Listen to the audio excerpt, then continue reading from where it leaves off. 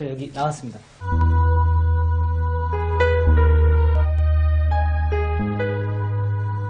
Halo semua, nama gue Bram dan selamat datang di RGB Cinema. Apa kabar kalian semua?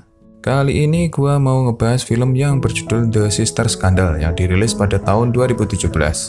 Film ini menceritakan tentang kakak beradik yang ingin membalas dendam pada direktur film yang mesum. Gimana? Penasaran dengan ceritanya? Jadi tonton terus videonya sampai selesai. Tapi sebelum lebih lanjut, alangkah baiknya kalian klik tombol subscribe-nya agar kami lebih semangat untuk merangkum video yang lainnya, oke?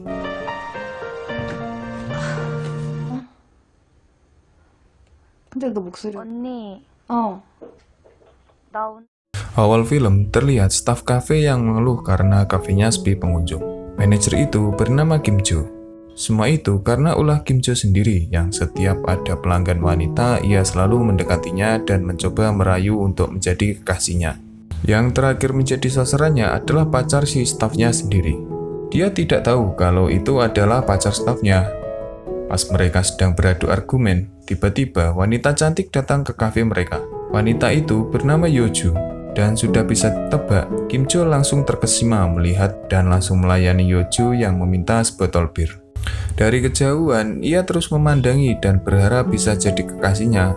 Lalu, dia mendatangi Yeoju kembali sambil membawa bir pesanan dari Yeoju tadi. Dengan santainya, Yeoju langsung membuka bir dan meminumnya di hadapan Kim Jo.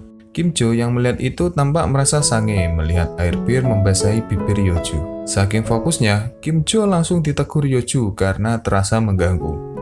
Sementara ini adalah Yosena. Dia adalah adik dari Yeoju. Mereka hanya tinggal berdua saja di sebuah apartemen. Tak lama kemudian, Yeoju datang dan melihat ada yang aneh dari adiknya itu.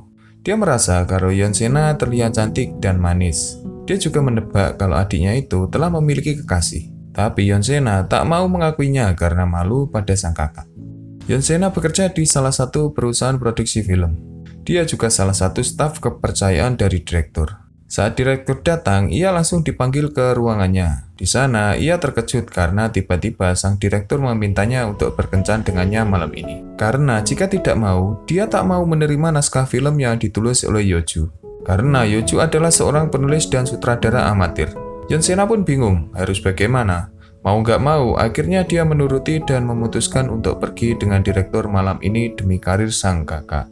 Selain menulis, Yeoju juga senang berolahraga di rumah untuk membuat tubuhnya bugar dan terlihat fresh. Lalu, dia mendapat telepon dari Yonsena kalau dia akan pulang telat malam ini. Mau tidak mau, Yonsena berbohong pada kakaknya.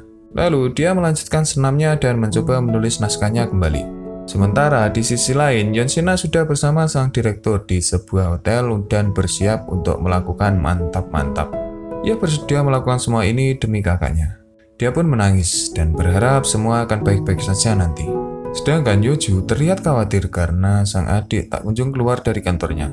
Dia juga sempat menelpon dan tidak ada jawaban dari adiknya itu.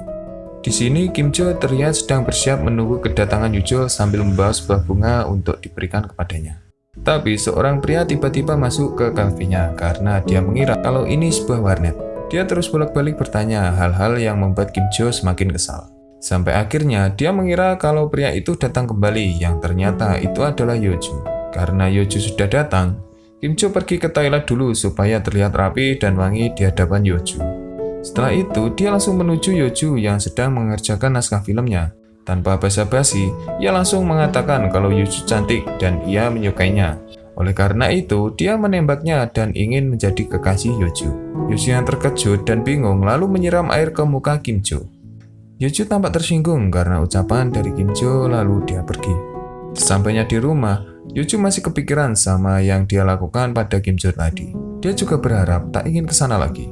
Masih dalam keadaan kesal, Yeoju lalu menelpon Yosena, menanyakan karena Yosena semalam tak pulang. Yosena mengatakan kalau ia sudah berada di kantor lagi. Yeoju sangat mengkhawatirkannya. Setelah itu, dia menanyakan apakah si direktur ada di kantor hari ini. Karena dia ingin memberikan naskah filmnya pada direktur untuk sekedar di-review.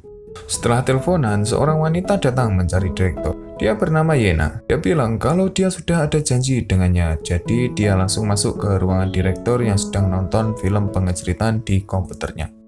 Yena adalah seorang aktor film. Dia ingin mendekati direktur supaya bisa mendapatkan peran dalam sebuah film dengan cara mengajaknya bermantap-mantap ria. Sementara Yoshina yang ingin membuatkan minum untuk direktur mendengar suara aneh dari dalam ruangannya. Dia mengintip dan melihat sang direktur sedang baku hantam dengan si hyena tadi.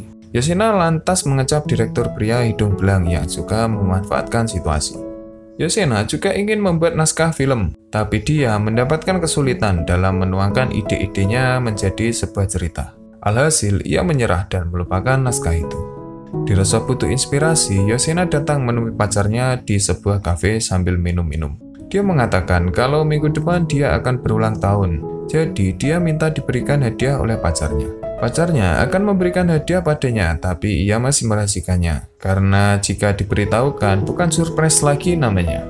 Lalu Yoshina bilang kalau dia ingin dibelikan gaun putih, supaya terlihat seperti princess. Tapi pacarnya malah ketawa. Esok paginya saat mereka berdua sarapan, Yoshina mengatakan pada Yoju kalau dia sudah mengirimkan naskah itu pada sang direktur. Dia berharap naskah itu bisa diterima dan sukses membuat film. Dengan pedenya, Yoshina mengatakan kalau naskah itu pasti diterima. Mendengar perkataan Yoshina yang terlihat aneh, Yoju menaruh curiga pada Yoshina karena ia terlihat sangat yakin. Takut kalau rahasianya terbongkar, Yoshina pura-pura mandi karena takut terlambat masuk ke kantor. Sementara itu, direktur sedang membaca naskah yang ditulis oleh Yoju. Tampak terlihat dari raut mukanya, ia tak menyukai naskah yang Yoju buat. Lalu, ia menelpon Yoju untuk datang jam 3 sore guna membicarakan naskah yang ia buat.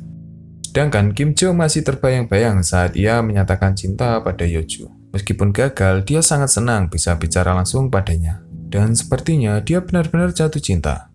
Sore harinya, Yoju datang ke kantor Yoshina dan ingin menemui direktur. Di sana, sang direktur mengatakan kalau naskah yang ia buat belum membuatnya puas. Jadi, Yoju balik bertanya bagaimana cara agar direktur bisa dipuaskan. Tanpa basa-basi, sang direktur mengatakan jika ia ingin memuaskannya, dia harus tidur dengannya malam ini. Yoju terkejut mendengar permintaan direktur dan yang pasti dia tak mau tidur dengannya. Direktur itu lalu mengatakan jujur kalau naskah Yoju ini tidak bakal dia terima jika adiknya itu tak tidur dengannya. Yoju semakin syok mendengar itu dan dia pergi meninggalkan direktur dan Yoshina yang sudah mengantarkan minum untuknya. Yoshina juga sempat mengejar Yoju, tapi karena syok, Yoju pun tak memperdulikannya. Yoju berjalan sendirian dengan perasaan yang campur aduk. Dia tak menyangka bahwa adiknya bisa berbuat sejauh itu. Saking galaunya, dia sudah tepat di depan kafe milik Kim Jo. Dia ingin masuk ke dalam, tapi gengsi. Kebetulan Kim Jo melihatnya. Dia langsung meminta maaf pada Yoju atas kejadian kemarin dan mengajaknya untuk minum-minum. Karena tidak punya pilihan, Yoju menerima ajakan Kim Jo. Di situ, Yoju juga sempat curhat tentang semua beban yang ia rasakan pada Kim Jo. Bahkan, Yoju juga sempat berangan-angan untuk menjadi seorang sutradara handal pada suatu hari nanti. Kim Jo terus mendengar curhatan dari Yoju dan menghiburnya supaya tidak sedih. Karena mabuk, Yoju sampai tidak sadar dan mendekati Kim Jo dan mulai menciumnya. Sementara Yena mendatangi direktur di sebuah hotel. Dia dijanjikan akan mendapatkan peran dalam sebuah film nantinya. Tampaknya Yena juga ingin membuat direktur untuk tidak mengubah keputusannya dan mulai merayunya. Tanpa pikir panjang, Yena mengajak direktur untuk bermantap-mantap. Padahal sebenarnya dia sama sekali tak tertarik dengan direktur. Dia hanya ingin memastikan karirnya sebagai aktris tidak hilang. Sementara Yoju keluar dari hotel dan sadar kalau dia habis main kuda-kudaan sama Kim Jo karena mabuk. Dia kesal sekaligus malu. Sementara Yoshina masih penasaran kenapa kakaknya pergi. Ia menunggu kepulangannya sampai tengah malam. Lalu Yoju datang dan mengajaknya pulang karena ada yang ingin ditanyakan padanya. Sesampainya di rumah, Yoju meminta Yoshina untuk jujur tentang apa yang terjadi antara dirinya dan direktur. Yoshina akhirnya mengatakan sejujur-jujurnya. Dia menyesal, tapi dia melakukannya demi Yoju. Dia hanya ingin membantu cita-cita Yoju untuk menjadi sutradara. Akhirnya mereka memutuskan untuk memberi pelajaran pada direktur itu. Mereka mulai memperbaiki diri, terutama Yoju yang sudah mulai terbuka dan dekat dengan Kim Jo. Mereka bahkan resmi jadian. Sementara Yoshina mempersiapkan hari ulang tahunnya.